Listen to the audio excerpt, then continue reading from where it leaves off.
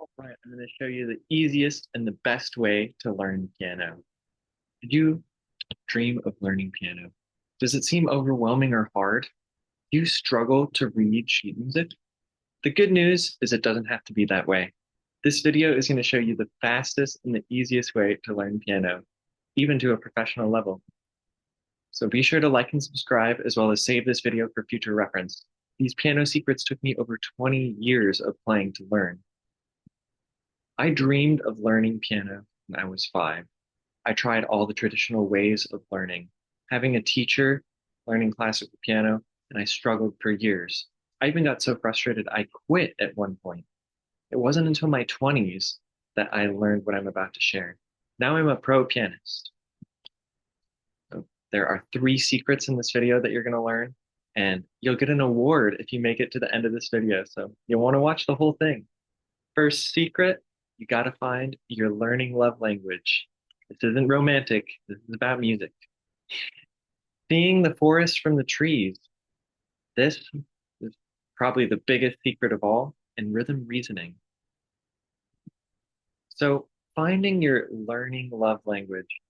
When I started learning piano, I couldn't understand this traditional classical teaching system that everyone was doing, and I gave up. I had a student, his name was Siswar, and he had ADHD, and he couldn't learn piano even after taking a college course on it. The keys just looked like a blur to him. He couldn't tell the notes. And at first, we both thought that we were not smart enough to learn the piano, that we were just dumb. But we managed to learn it. How? We found our learning love language. Have you heard of visual, kinesthetic, and auditory learners? If you haven't, well, visual learners learn by seeing things. Auditory learners learn by hearing something, and kinesthetic learners learn it by feeling it in their body. So, for example, the traditional classical pianist learns visually by reading the notes on the page. Auditory learners usually learn music by playing a piano. And kinesthetic learners learn best when they see someone do it or if someone can demonstrate how it feels in their hands. So I figured out that I was an auditory learner. I learned by ear. And Siswar was a kinesthetic learner. He learned by feeling it in his body. As we said, most piano teachers do the visual style.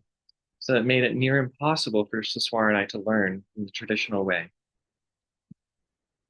I overcame my block by listening to songs I wanted to learn and then trying to play along with it, as well as studying how jazz pianists learn.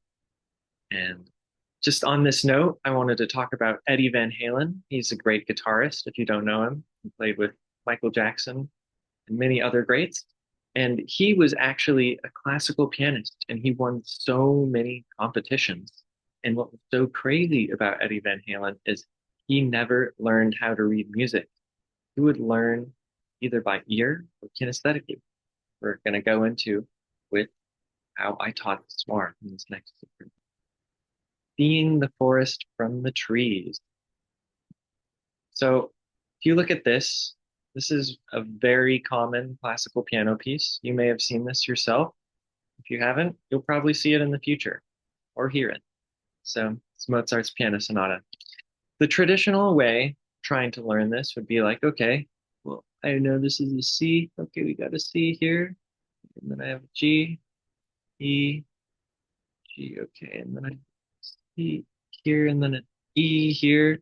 And it's just kind of big jumble, big mess, you know?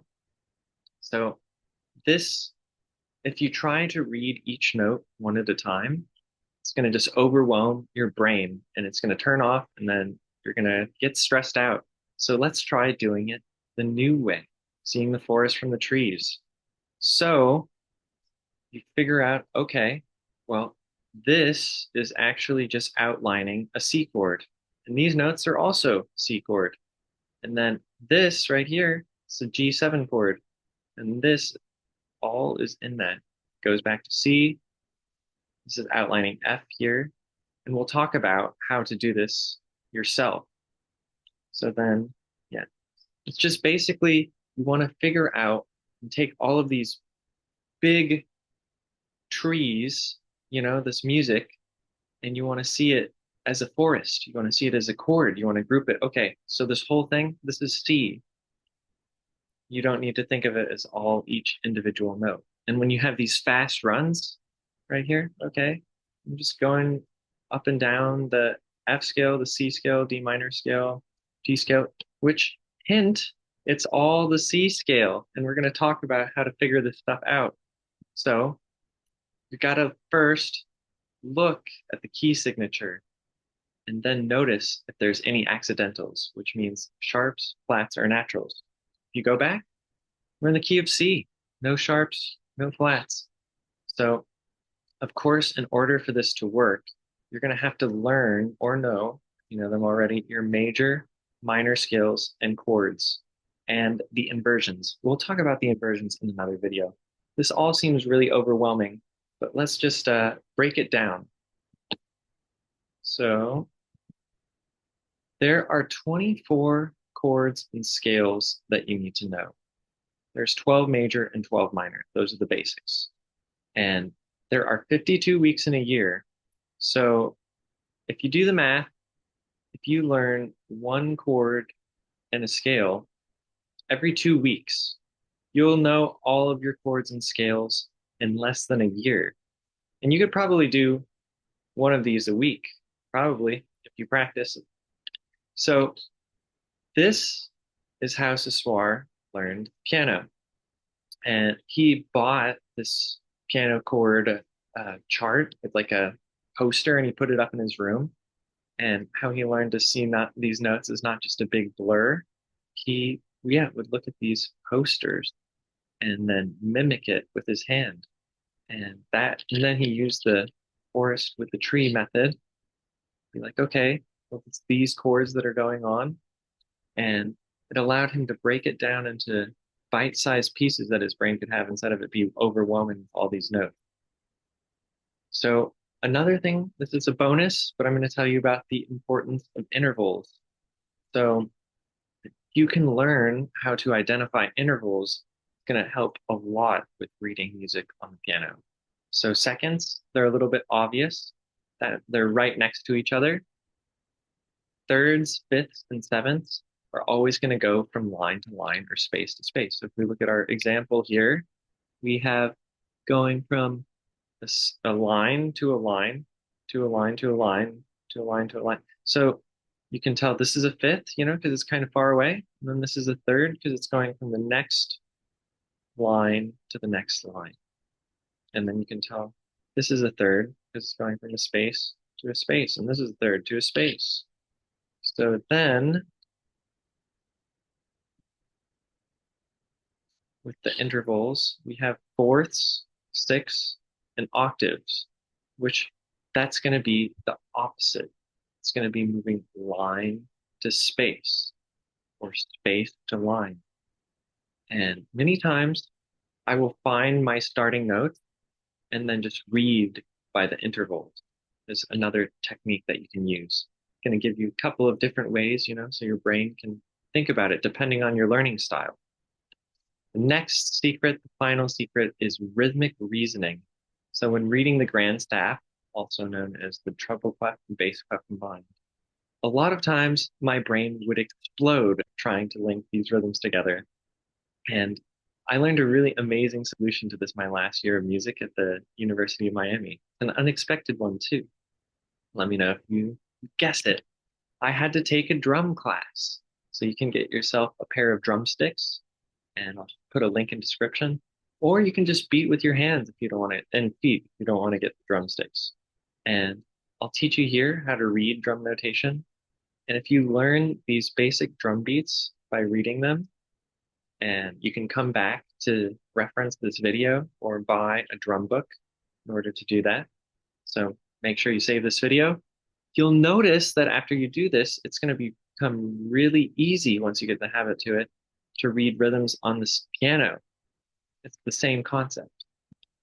So let's just go over drum notation in these notes. So the bass drum, that's going to be your right foot. And look, it's the bottom. It also drums is on a staff, just like a piano. So then you have the floor tom. That's not super important. Toms, But the important thing that you're going to want to know is the snare drum. And you can play snare drum. You can use your left hand traditionally, but you can use either hand hypothetically. We'll use the left. And then you have your cymbals. They all look like this. And you would play that right hand. And then the other important thing is the hi-hat, which you're going to use with your left foot. And that's what that looks like. So I'm going to show you one of my favorite drum beats of all time called Boots and Cats. And the reason they call it Boots and Cats is cats and boots and cats and so you have the bass drum and you have basically continuous eighth notes going on with your right hand playing the cymbal, and then the snare with your left hand. So that would be like boots and cats and boots and cats and boots and cats. And it's going to be, might be hard at first because you're coordinating your right foot with your left hand and your right hand, but you'll get the hang of it. Just say boots and cats and then try and emulate it with your body. Then we have another one of my favorite drum patterns. Please shut the door. This is a basic swing pattern. So you have these top notes here, the cymbal, and that's just basically doing the please shut the door, please shut the door, please shut the door. Yeah. Da, da, da, da, da, da, da. Shut the door, shut the door. That's how this is going. Please shut the door, shut the door. And then you're going to have your left foot going on 2 and 4. So it's like, please, da da, da da, da da, foot, da da, foot. So I'll give you a second to look at this, try it out with your body. And now we're going to get into some more complicated ones. So here you can see this is the boots and cats. Has your hands that you can use up here for the cymbals. And what is so cool about this, it's going to be basically right foot, left hand, right foot, left hand. And you can see how this kind of jumps over to here, continuous thing. And if you think about it, you can see how this is going to translate to piano quite easily. Go back to Brand Staff. So this is Casey and the Sunshine Band. That's the way I like it. Maybe you've heard that song, maybe you haven't. I like it. Uh-huh, uh-huh. Then you have Shake Your Body. It looks pretty much the same, but we have this thing that's called 4 on the floor, which means you're going to put your foot down 4 times on the floor. So, and then it's the same pattern up here. Then you can get a little bit more creative with that. Now you can have the bass drum going boom, boom, cat, boom, boom, cat. That one's going to be a little bit tougher because you're going to see this is going to line up here. This is going to line up here. And this is what's going to really teach you how to play the piano here, is seeing how all of these line up together. And one of the things that would be amazing to do is to practice this with a metronome. But the thing is that I always just thought if the metronome was beating, that I got it.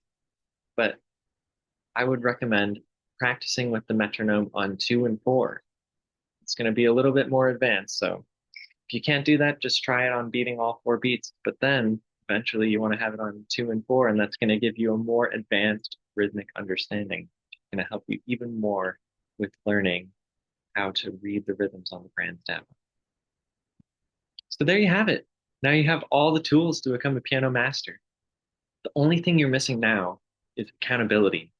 And having a teacher or a community is going to keep you accountable and let you go. So make sure you have a teacher or community. And if you don't, we have a school community with an online group lessons that's very affordable. And as well, we're offering one-on-one lessons. The first one is free. So if you want to book a free call, the link is in the description as well as the school community.